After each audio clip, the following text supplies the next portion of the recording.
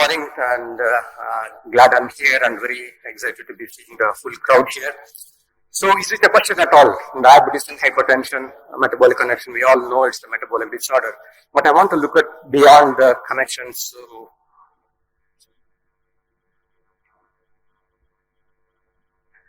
So what we'll do today is looking at the introduction background, and we look at the diabetes, hypertension, or the partners in crime, what damage they can do, and what's the ideal optimal blood pressure we want our patients to be there. And we look at the guidelines and a couple of take-home messages as well. So, this is a big issue, looking at the blood pressure and the diabetes. They're quite a vicious twins. I call them partners in crime as well, because if you look at the incidence of diabetes, it's increasing rapidly. And if you look at this is 2013, the projected diabetes is 439 millions in 2030. But we already reached in 2021 itself 500 odd millions. So diabetes is exponentially increasing. And if you look at the hypertension, it's even worse. The incidence of hypertension is nearly around 26%. So it's more than diabetes. But both together is a deadly combination. Unfortunately, 40 to 80% of our diabetes patients has got hypertension. So what are the things, why we are worried about the partners in crime? We know that the 70% of end-stage renal disease is from diabetes and hypertension. And also, they allow the heart as well. So the heart, coronary artery disease is 3 times more with this combination of the diabetes and hypertension, and including heart failure, and also other macrovascular diseases like peripheral vascular disease, and stroke is twice common in these patients. So,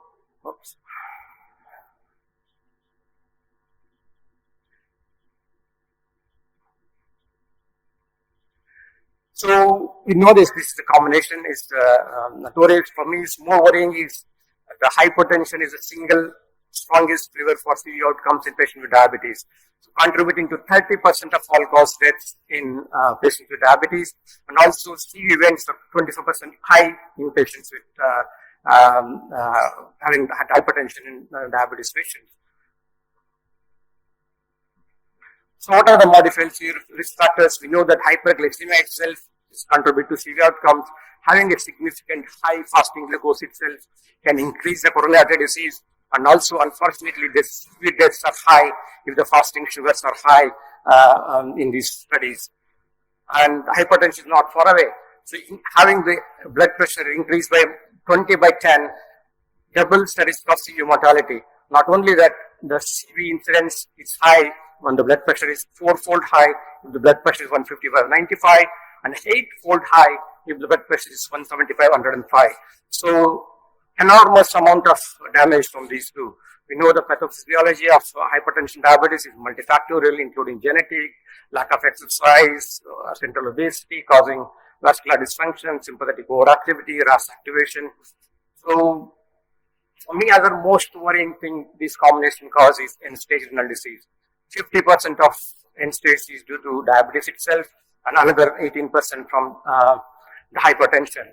So we, as a treating physicians from the GPs, or the endocrinologists, I want my patient to have a normal eGFR maintained like this for their life, yes, but unfortunately, good amount of our patients develop microalbuminuria and macro, then end-stage renal disease, and end-stage renal disease in the end. So, and also, there is a significant overlap between microalbuminuria and decrease in eGFR. Please, when you review the patients with diabetes, hence do both serum creatinine eGFR as well as albumin, because they are relevant sometimes.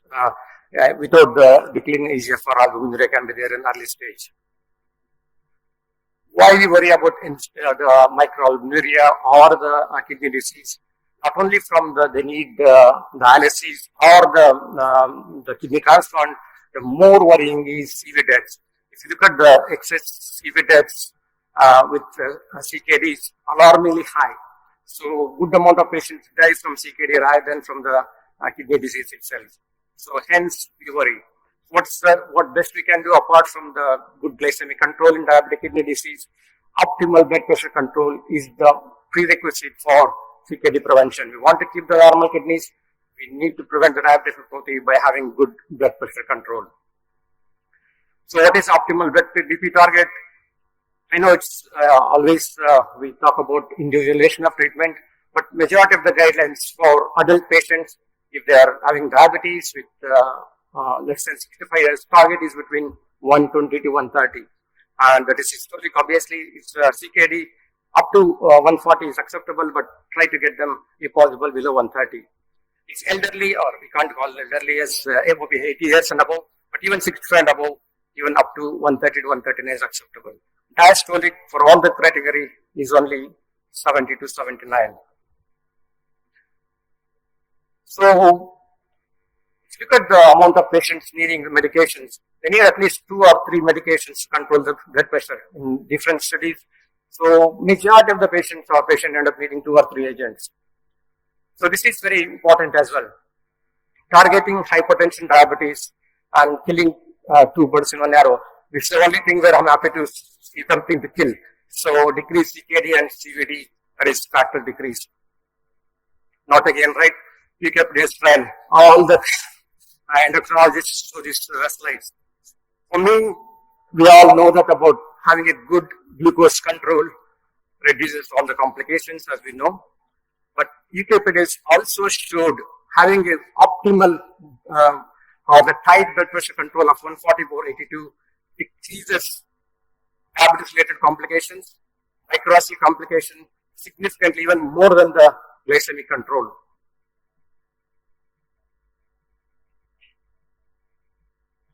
So, what is the relation between diabetic kidney disease and CVD?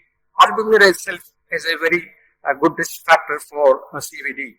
So, this is a study from Birmingham study which showed that patients with having albuminuria increases CV events, including coronary artery disease and stroke. This is a community study from Dutch which showed having a microalbuminuria or macroalbuminuria increases CV death exponentially. So it's all worrying data. So is it all doom? No. So same study showed with intervention of having ACE inhibitors decrease by decreasing the albuminuria, the risk reduction, 44% reduction in CV mortality by just giving optimal blood pressure control. So apart from the ACE inhibitors, renal, the study which is a landmark study for the ARBs, losartan compared with the conventional therapy, which is a multi-central study, 250 centers, showed that doubling of serum creatinine in stage renal disease, deaths from the renal disease decreased by 16% with losartan group, and also ESRD decreased by 28%, and proteinuria significantly decreased in losartan group compared to the placebo group by 35%. So indicating that ARBs reduces the progression of CKD. So next coming to very landmark study called a PRIME program, which is irbesartan in renal protection.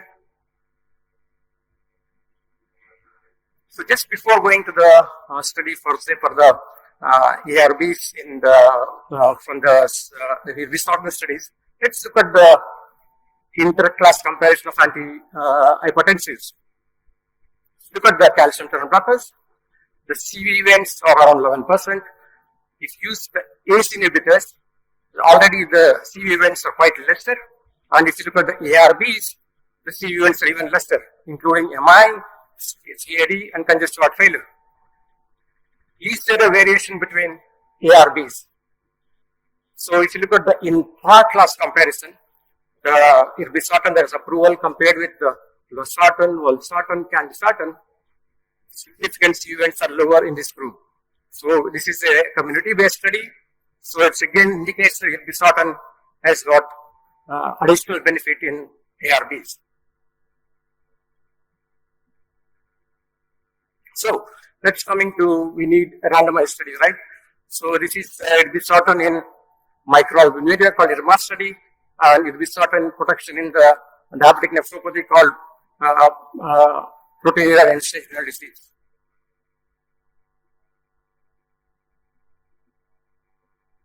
So this is a double-blind randomized study where use of irbesartan uh,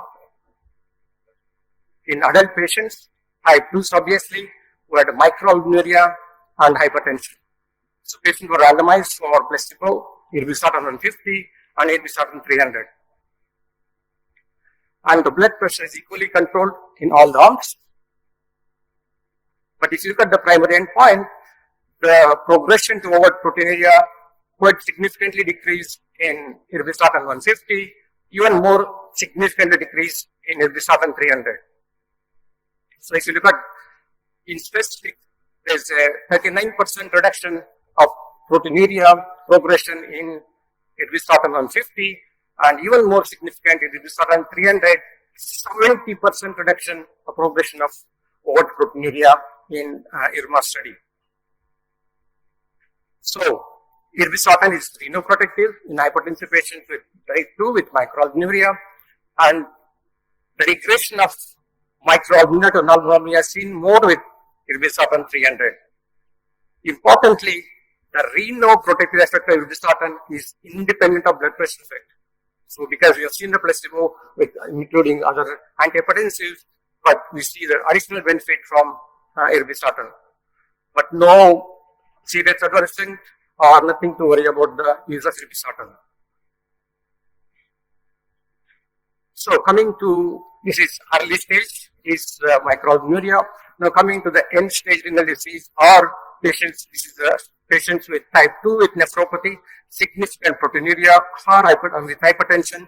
Then again, this is study looking at the nephropathy trial, irbesartan, placebo, and amlodipine were randomized for the study. Again, all the groups, blood pressure is similarly well controlled. So, if you look at the results in the irbesartan group, the end stage renal disease, the doubling of serum creatinine, ESRD death was significantly lower by 20% compared to placebo and less than 23% compared to amlodipine group. So again, the benefit of irbesartan is independent of blood pressure lowering. When you look at the amlodipine data, the blood pressure is equal control between amlodipine and irbesartan, but if looking at the data from the progression of kidney disease, 23% lower in irbesartan group compared to amlodipine.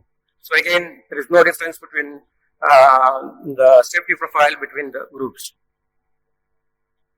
So we looked at the data and the importance of optimal blood pressure control, but we also know that to get the blood pressure control, we need 2 or 3 medications. Hence, the combination of medications, including ROS with the diuretics, ROS with calcium channel blockers, is needed in majority of patients. So, single pill combination is more important, especially as endocrinologist. I have already given a couple of medications of diabetes. Their statins are needed, as cardiologists are saying. So, but we don't want to burden them with more single pills. So, hence, the combination pill is more important. Again, the study shows that the favoring fixed dose combination is very helpful.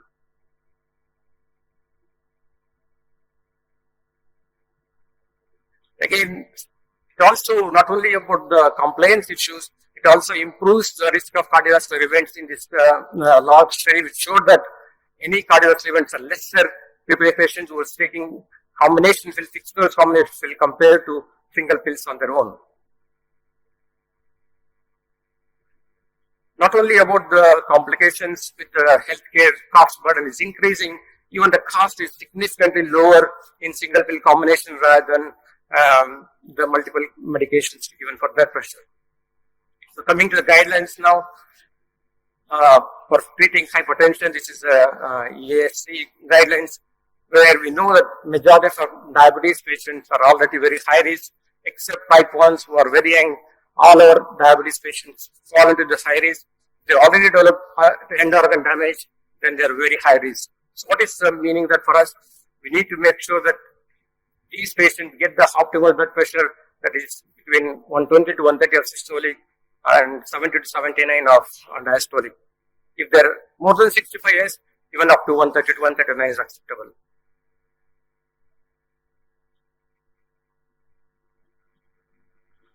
Coming to most of us use ADI ESP guidelines for practicing, and this is very good previously was comment about lifestyle modification.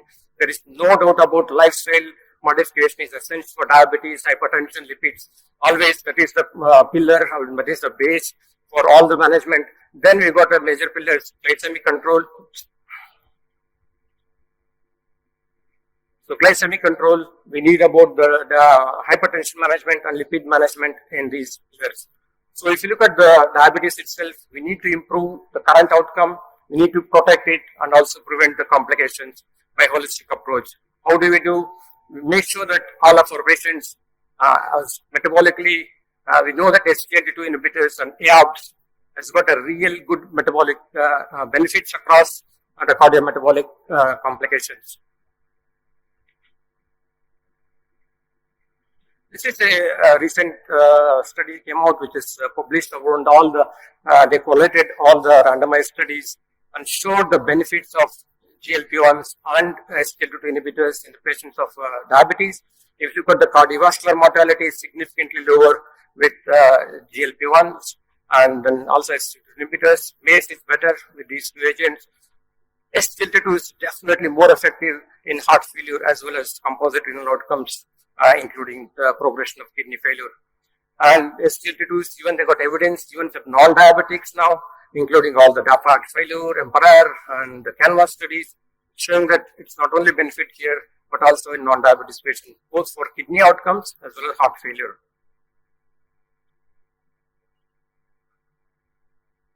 So coming to the treatment for blood pressure goals, if you look at the blood pressure goals, all our diabetic patients with hypertension, we need to monitor blood pressure and then make sure that initiate on medication if blood pressure is persistently more than 130/80 or if they got a microalbuminuria. So use combination therapy but never use ACE, ARBs together. Obviously ACE or ARBs should be used if they got a micro or macroalbuminuria or they got a high blood pressure. Another important bit is, forget about this. When you start ACE, ARBs, please monitor serum creatinine and potassium. I see sometimes patients be on these medications and no potassium done for nearly a year. And so at least 6 months to yearly, you should monitor them. Yes, guidelines is about optimal glucose control, but also optimal blood pressure control reduces the variability of the progression of the chronic kidney disease. As previously mentioned, monitor serum creatinine potassium, but also ACE, ARB is very important in treating blood pressure or microalbuminuria or macroalbuminuria. But you can't use them as a in a water, put the patient for all the patients on it. So because there's previously a lot of wrong concept saying that give ACE for every patient. Please, no need for the guidelines says only treat if they've got a high blood pressure or micro or macroalbuminuria, not for normotensive patients.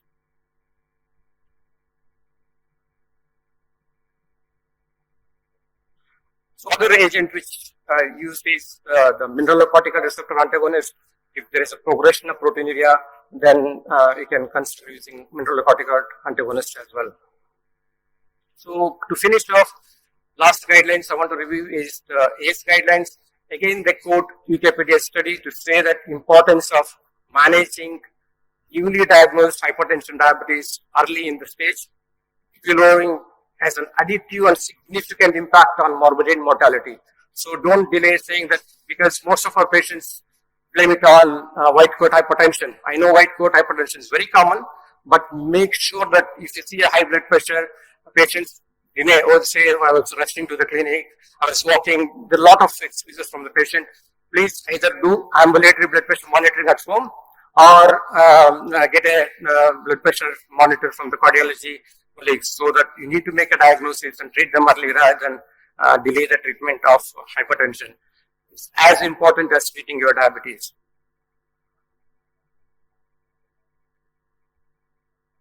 So again, there is no difference from the ACE guidelines. The target blood pressure is 130/80, and sometimes is considered having less than 120/70 in significant macroalbuminuria, peripheral vascular disease patients and CHP patients. So again, the guidelines is similar. Use ACE or ARBs for preventing the progression of diabetic kidney disease or CKD in diabetes mellitus. So to conclude, so diabetes, most, last slide. So most common cause of CKD worldwide, without doubt, up to 50% of patients with diabetes may develop diabetic kidney disease. Most worrying is the life expectancy reduced by 16 years in people with diabetes, with diabetic kidney disease. So hence, treat early, treat the hypertension early, which is very, very common. 40 to 80% of patients with diabetes will have hypertension.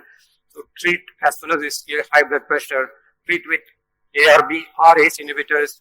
And so look at the tolerability is really good, nothing to worry. Even all the majority of the guidelines say first line therapies, people with diabetes is ARBs, with or without the